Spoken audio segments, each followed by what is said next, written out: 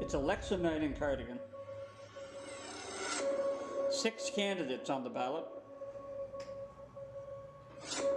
Only one can win. Cardigan will have a new MP, but will it choose a new party?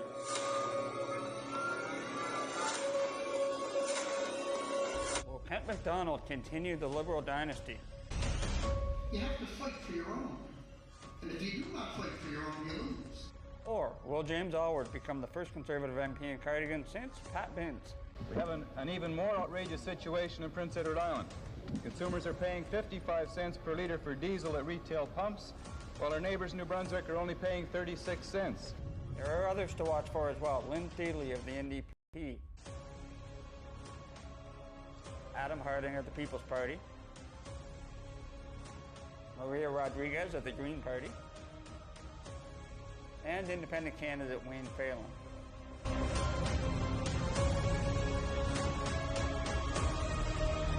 Welcome to the Eastern Graphic. Welcome to election night.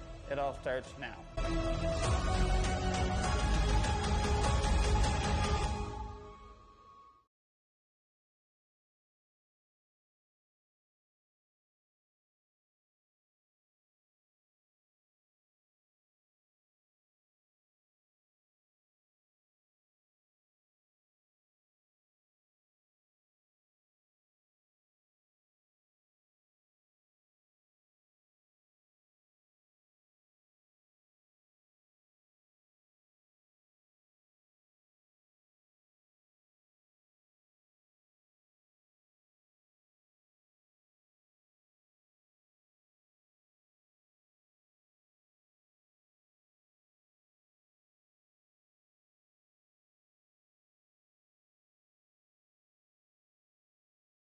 With Blair Aken, president of the Chamber, for his take on the campaign.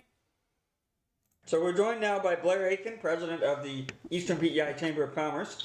Blair, you guys organized a debate of the Cardigan candidates earlier this month. Why was it important for the Chamber to make sure that debate happened? Well, I think as a chamber, we want to make sure that that the voters are making an informed decision, know the positions of the various parties, the policies as they affect the Cardigan riding. I think it was important for everybody to get to know the candidates as much as we could. And what did you think of the debate and how the different candidates did? Oh, I think the debate went very well, and it was certainly we got very positive feedback from those who observed. For the most part, I think the candidates did well. They did well with the questions, and for the most part made their party's position known on the various issues. Right. And so this campaign in Cardigan has been different than any other in the last 40 years without Lawrence Macaulay. Does that add to the intrigue on election night, do you think? Oh, I think so. I really do. I think that added extra interest. I think we're also witnessing that in the advanced polls and the response of voters in the advanced polls. The ferry has obviously been a huge issue in this campaign. What do you think of what the candidates have said on that subject? Well, I know that there's proposals about reducing the fees, the charges for the ferry versus the bridge. These issues, I think we need a little more discussion on them, not just a quick drop of a party idea in front of us.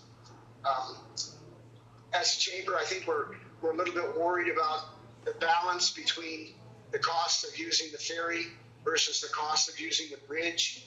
So I think that even though the parties have made proposals around this, I feel that maybe a little bit go into it before we would make a full decision on whether or not we should drop one, the other, or both.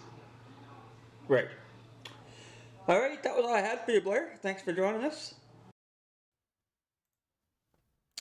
Well, we also spoke with the candidates, most candidates before the broadcast. The first one up that we're going to show is NDP leader, or candidate rather, for Cardigan, Lyn Theo. This is her third time running in the riding, even after she said last time would be her last. Here she is. Well, Lyn Theo with the New Democratic Party, the NDP. How was this campaign? Well, the campaign was really up and down. First, we were just like, we're on this, we're really going to get a lot of NDP people. They realized how much we did with Liberal minority government, with dental care and all of the things that we kept fighting for. And then Trump announced the tariffs, and that was a real blow to Canada and united everybody, but it turned the election tide because people decided they wanted to have one party or another. It was really hard to convince people that their vote wouldn't be lost, that indeed if there is a minority government, then Canadians will always need the NDP, and if this time doesn't go as well as we hoped, we will recover again.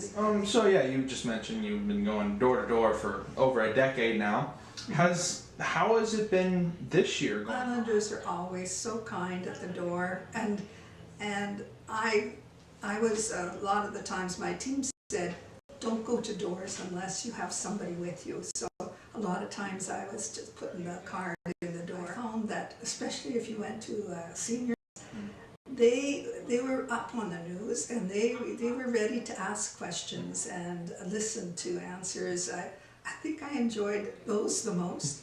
And what's harder and harder now is to find anybody at home. And when they do get home at 5 o'clock, they really don't want to spend that much time with me. We're watching the debate now. What were your thoughts on how that whole night went down? Did you get your message across that you wanted to? I liked more answering the debating against people after they said something that my first. You just keep saying, hoping. I can't stress important. I believe that we have to have that basic income guarantee, and again, they're not going to get it from the Conservatives or the Liberals. Right. So what is it about debating that really keeps you going? Well, that's the only time unless you can afford a lot of TV coverage, that you're going to get your message out. But also, when you hear a politician doing their commercial, you know what they're going to say. And nobody's really going to let you. You're in a debate and you hear somebody say something about the bridge and you know something different, then you're going to say it out loud. Okay, what kind of feedback did you get from the debate afterwards? We all agreed. We had some well-spoken people who were very articulate about their promises and what they campaigned for. It was good, and I have all the deepest respect for all the candidates. And I mean, if I am criticizing anything, it's only their record. It's only what they have voted for, what they have stood for, or their leader. What's the most pressing issue that you heard about, and one that you think deserves a little more recognition? Well, the most pressing issue that I heard about was definitely Canadian sovereignty.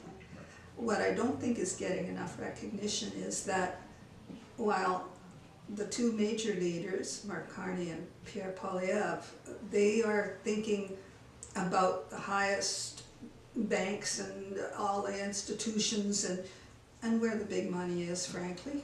And of course they do have to take care of things like tariffs. But Jagmeet Singh is saying it's going to be really, really hard on the workers. This time, I don't know what would happen if we don't have the NDP making sure that the workers are getting some money. And I'm thinking of people, again, like small businesses. And so we need so much, and we need that basic income guarantee. And again, it's only the NDP that care enough to make sure, and we could have it immediately as soon as as soon as it really starts to get really tough on people. How different was this election without Lawrence McCauley? Well, you know, it's funny, people, when Lawrence ran in the last election, a lot of people would say, oh, I think it's time Lawrence retired. But I knew that he was going to win the election, and I was so pleased because in the last election, after they counted the first early votes, for a little while on CBC I was second. I thought, oh, here's my 10 seconds. Is there anything else at the end of this campaign that you want to just say to the people? I really appreciate having the media that we have. I appreciate that we have a CBC. I appreciate that we have this newspaper and the Guardian and CTV. And we are so afraid of losing all of that, because what will replace it? It's not what I'm listening to on Facebook. It's irreplaceable. Is this the last election you're going to run in? Well, the last time we had an election, I said, burn the signs. I'm never running again. Why? I can't do this. And then all this stuff blew up. And the whole Canadian resistance, and everybody saying, you know, like, we're going to have to fight above our weight. We're really going to have to do something. And for me, that's what I wanted to do. I knew that if we had NDP, they would not slow down the resistance or the strength in government that they would add to it. Do you think voters were engaged this year? I have never seen a response at the doors or anywhere. It's unbelievable. When I went out since the first polls were open, and and then after that I'd knock on a door, hey, we voted already, and so I give them a card and say, well, here, you can keep track of what our policy was, and you'll know what we've been saying.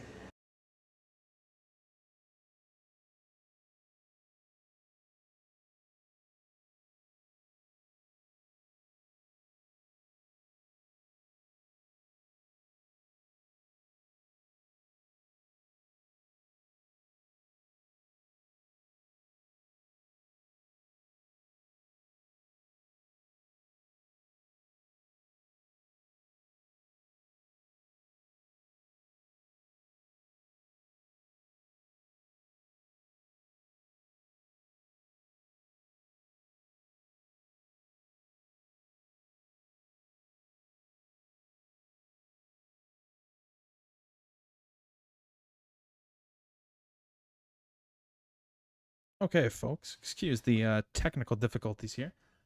Next, we're gonna have Josh Lewis, the other reporter who is there with me. He is going.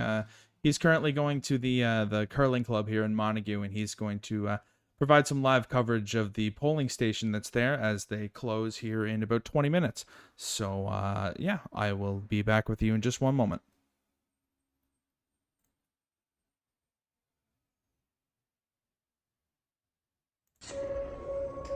It's election night in Cardigan. 6 candidates on the ballot. Only one can win. Cardigan will have a new MP, but will it choose a new party?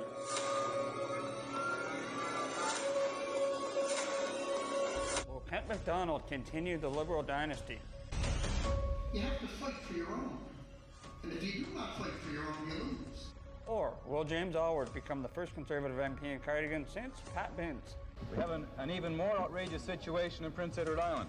Consumers are paying 55 cents per litre for diesel at retail pumps, while our neighbours in New Brunswick are only paying 36 cents. There are others to watch for as well. Lyn Theo of the NDP. Adam Harding of the People's Party.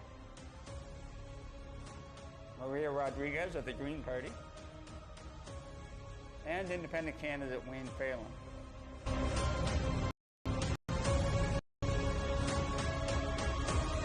Welcome to the Eastern traffic. Welcome to election night. It all starts now.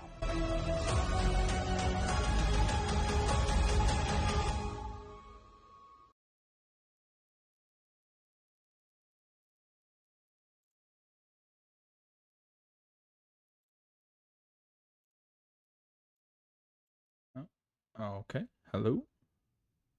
Okay, it appears the... So we got some technical difficulties again here. It's not... I got this, though.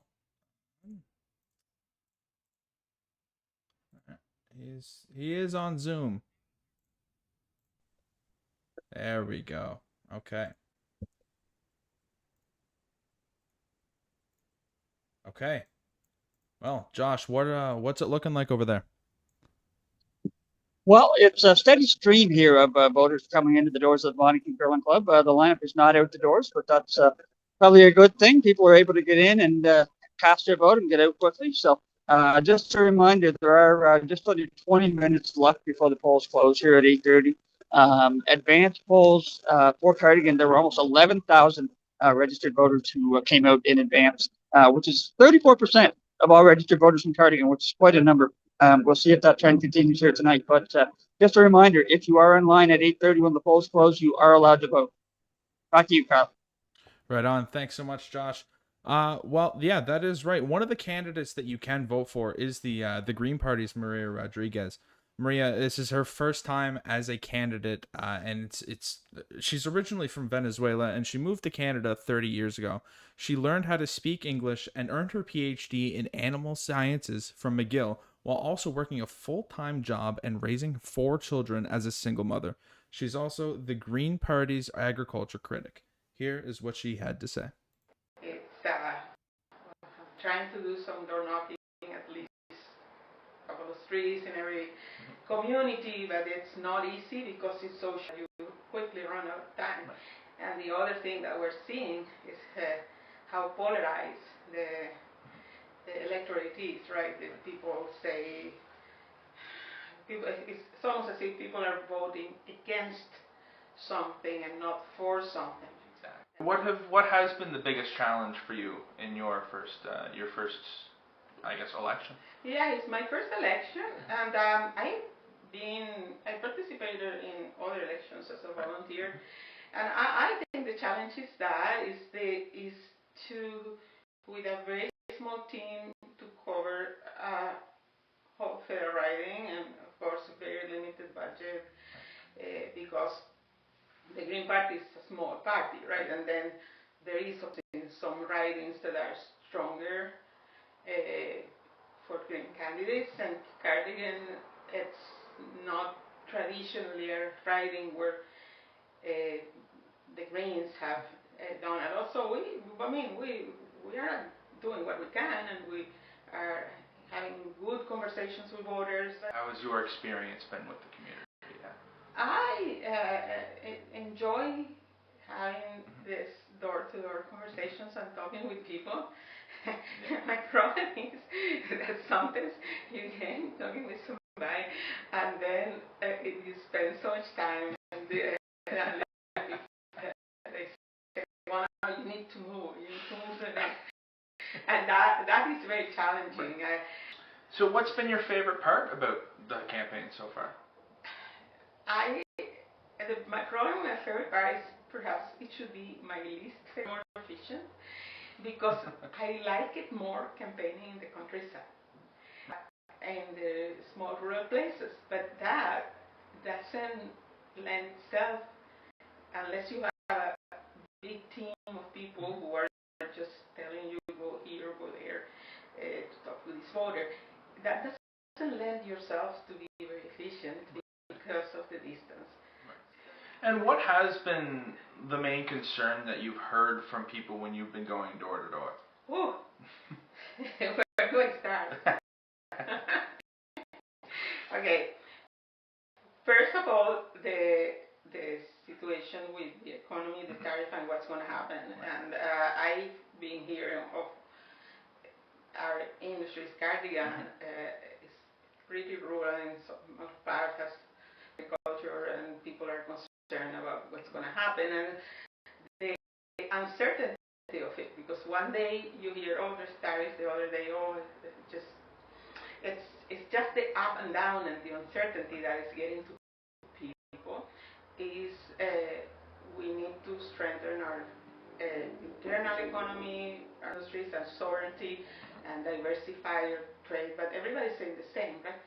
The difference is that we have known for decades that we are too dependent or too interconnected with the United States, and we have not developed other things, even our internal market. This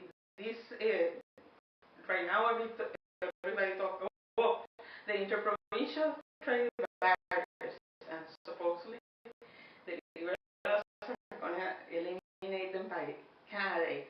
But we, the Greens, have had that in our platform for years. Right. Okay. How do you feel about how engaged voters have been this year in this election? I think people are more engaged, perhaps, this time in the election. It's just subjective. I'm saying this without having specific data about it, but I get the feeling that this election people are really paying attention. Some people say this is the biggest crisis or the biggest election or the